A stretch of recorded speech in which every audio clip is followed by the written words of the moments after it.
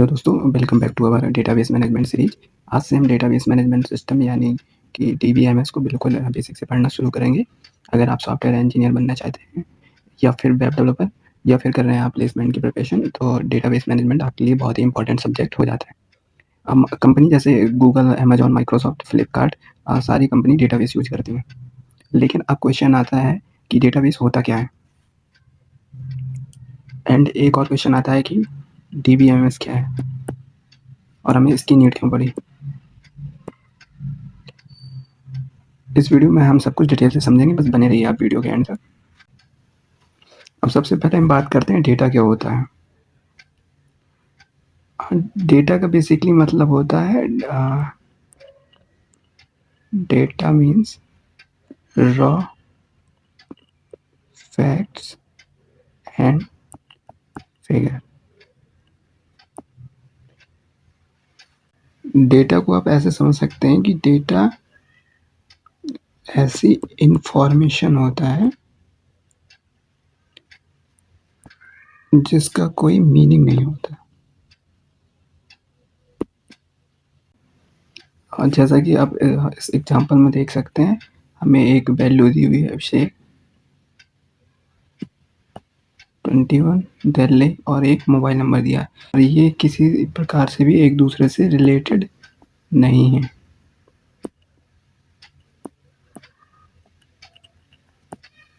इसका मतलब ये सारे मीनिंगलेस हैं। जितनी भी मीनिंगलेस इंफॉर्मेशन होती है वो सारी हमारी डेटा की कैटेगरी में। इस बात को एक एग्जांपल से समझते हैं।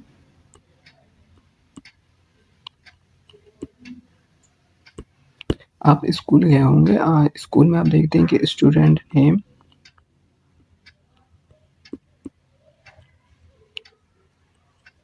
रोल नंबर, एज, मार्क्स, ये सब डेटा है।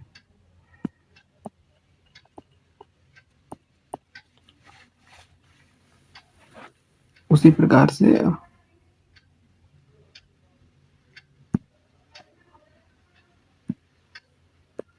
इसी प्रकार से आप हॉस्पिटल में देखते होंगे कि पेशेंट नेम, उसकी एज, डॉक्टर नेम और ब्लड ग्रुप।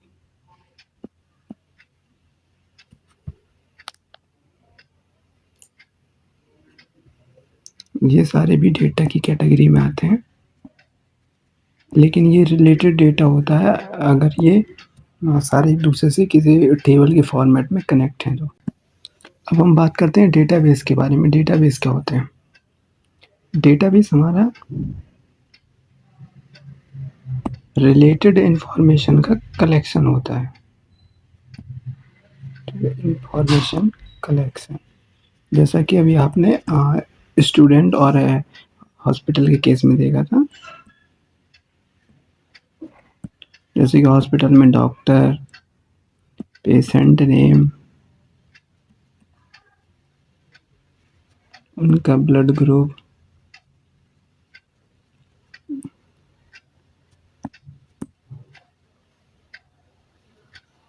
अगर ये इन सारी इंफॉर्मेशन को हम किसी एक टेबल के फॉर्म में रख दें तो ये हमारा डेटाबेस हो जाएगा।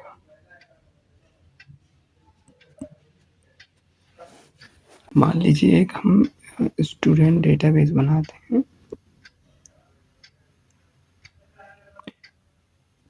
इस डेटाबेस को हम एक टेबल के फॉर्म में बनाएंगे। मान लीजिए नेम, रोल नंबर और मार्क्स।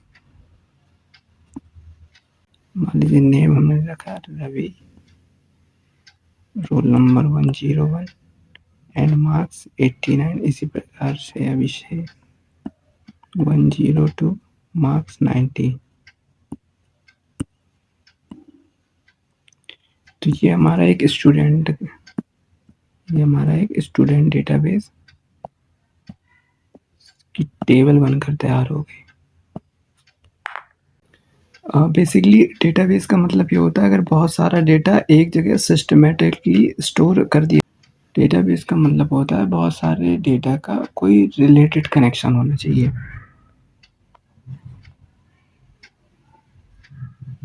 जैसे इसके एग्जांपल हैं स्कूल,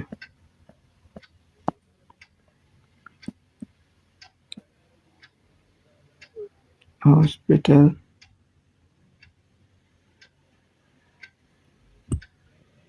एंड रेलवे। अब बात करते हैं कि हमें बगैर डेटाबेस के क्या-क्या प्रॉब्लम फेस करनी पड़ी। तो चलिए बात कर लेते हैं कि बिना डेटाबेस के हमें कौन-सी प्रॉब्लम फेस करनी पड़ी। मान लीजिए अगर आप हमारे पास डेटाबेस नहीं था तो हमें सारी डेटा को फाइल्स के फॉर्म में बनाना पड़ता था। फाइल्स में स्टोर करना पड़ता था और इसका एक ड्रॉबैक ये था कि अगर आपने जैसे सारी फाइल अ, के फॉर्म में सारे डेटा को स्टोर किया, मान लीजिए आपने स्टूडेंट 1 को एक फाइल में रखा, स्टूडेंट 2 को दूसरी फाइल में रखा एंड 3 को तीसरी फाइल, स्टूडेंट 4 चौथी फाइल। तो आपके पास बहुत सारी फाइल्स हो जाएँगी जिसमें से डेटा को आपको ढूँढना, उसको रिट्रीव करना या उसमें किसी प्रकार का अपडेशन करना काफ़ी मुश्किल टास्क हो जाएगा। सेम अगर मान लीजिए आपके पास 50 स्टूडेंट हैं, तो ये टास्क और भी मुश्किल हो जाएगा। इसी प्रकार अगर आपके पास मान लीजिए 5000 स्टूडेंट हैं, आपने किसी यूनिवर्सिटी का एक डेटाबेस बनाया, जिसमें आप यूनिवर्सिटी के सारे स्टूडेंट की डिटेल को अपने डेटाबेस में टेबल के फॉर्म में स्टोर अगर नहीं करते, तो आपको 50,000 स्टूडेंट की अलग-अलग सेपरेट फाइल बनानी पड़ती और जिसको ढूँढना आपके लिए काफ़ी मुश्किल हो जाता।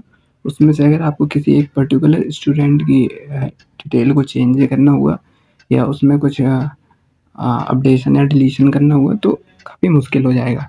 इसी प्रॉब्लम से बचने के लिए हमने अपना इसी प्रॉब्लम से इसी प्रॉब्लम से बचने के लिए हमने बनाया अपना डेटाबेस मैनेजमेंट सिस्टम यानी कि डीबीएमएस। अब बात कर लेते हैं डेटाबेस मैनेजमेंट सिस्टम के बारे में। डेटाबेस मैनेजमेंट सिस्टम एक सॉफ्टवेयर होता है जो डेटाबेस को क्रिएट करता है, मैनेज करता है और मेंटेन करता है। सिंपल लैंग्वेज में समझें, अगर यूज़र डायरेक्टली डेटाबेस के पास नहीं जाता है, बीच में कोई एक डेटाबेस मैनेजमेंट सिस्टम होता है। मान लीजिए जैसे हमारा यूज़र है, उसको अपना डेटा किसी टेबल मान लीजिए ये हमारा यूज़र है, ये हमारा डीबीएमएस और ये हमारा डेटाबेस। डीबीएमएस हमारा बेसिकली एक लेयर का काम करता है यूज़र और डेटाबेस के बीच में। मान लीजिए आप इंस्टाग्राम यूज़ करते हैं, आप लॉगिन करते हैं, आपका पासवर्ड कहाँ स्टोर है? डेटाबेस में। लेकिन आप डायरेक्टली डेटाबेस एक्सेस नहीं करते हैं। इंस्टाग्राम का सॉफ्टवेयर डेटाबेस मैनेजमेंट सिस्टम की हेल्प से डेटाबेस एक्सेस करता है और आपको लॉगिन का एक्सेस देता है। एटीएम गए, आपने एटीएम कार्ड को इंसर्ट किया और उसके बाद में आपने पिन डाला और आपने को बैलेंस देगा। तो ये सारी इन्फॉर्मेशन आपको कहाँ से मिलती है? आप एटीएम जाते हैं, बैंक के सर्वर का जो डेटाबेस होता है, उससे बैंक आपको ये सारी इन्फॉर्मेशन देते हैं। अब बात करते हैं हमें डेटाबेस मैनेजमेंट सिस्टम की नीड क्यों पड़ी? इसमें स्टोरेज बहुत ही आसान होता है, सर्चिंग फास्ट होती है, आप डेटा को बहुत ही आसानी से अपडेट कर सकते हैं, किसी प्रकार का मॉडिफिकेशन, अपडेशन काफ़ी आसान होता है। मतलब आप किसी भी प्रकार की कोई भी वैल्यू कभी भी चेंज कर सकते हैं, कि वो बहुत आसानी से हैंडल कर पाएँगे और इसमें डेटाबेस का आप बैकअप भी ले सकते हैं और बहुत सारे यूज़र्स का आप रिकॉर्ड रख सकते हैं टेबल्स के फॉर्म में। हम इन सबको कुछ और डिटेल में बात कर लेते हैं। स्टोरेज का मतलब होता है कि बहुत सारे मिलियंस ऑफ रिकॉर्ड को रखना, मिलियंस ऑफ रिकॉर्ड्स को रखना स्टोरेज का मतलब होता है। अब बात करते हैं फास्ट सर्चिंग का। इसका मतलब क्या है? मतलब आपने 1 सेकंड के अंदर आपका डेटा मिल जाता है।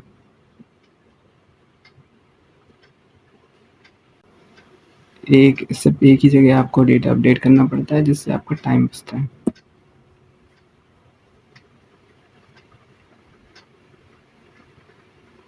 और सिक्योरिटी का मतलब बेसिकली ये, मान लीजिए जैसे आपने एक कॉलेज का डेटाबेस तैयार किया, उसमें से स्टूडेंट टीचर्स की सैलरी नहीं देख पाए। जैसे आपका डेटा कभी जैसे डिलीट हो गया, तो इसमें बैकअप का ऑप्शन भी मिलता है, जिससे आप डेटा अपना आसानी से रिट्रीव कर पाएंगे दोबारा से। मल्टीपल यूजर्स का मतलब है कि बहुत सारे यूजर्स का डेटा एक साथ रख सकते हैं।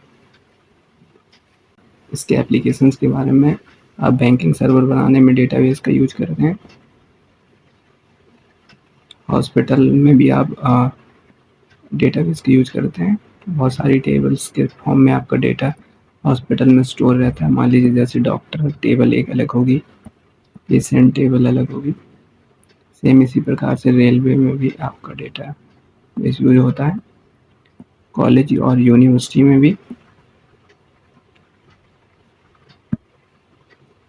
फेसबुक और इंस्टाग्राम का डेटा भी डेटाबेस के फॉर्म में ही आप स्टोर करते हैं। अमेज़न भी अपने प्रोडक्ट की लिस्ट डेटाबेस में स्टोर करता है। तो चलिए दोस्तों, आज के लिए इतना ही। अब हम बात कर लेते हैं आज की समरी के बारे में। आज हमने क्या-क्या सीखा? आज हमने सीखा data, database and database management system. अगली वीडियो में हम डेटाबेस के मैनेजमेंट सिस्टम की कैरेक्टरिस्टिक और एडवांटेज और डिसएडवांटेज के बारे में डिटेल में बात करेंगे।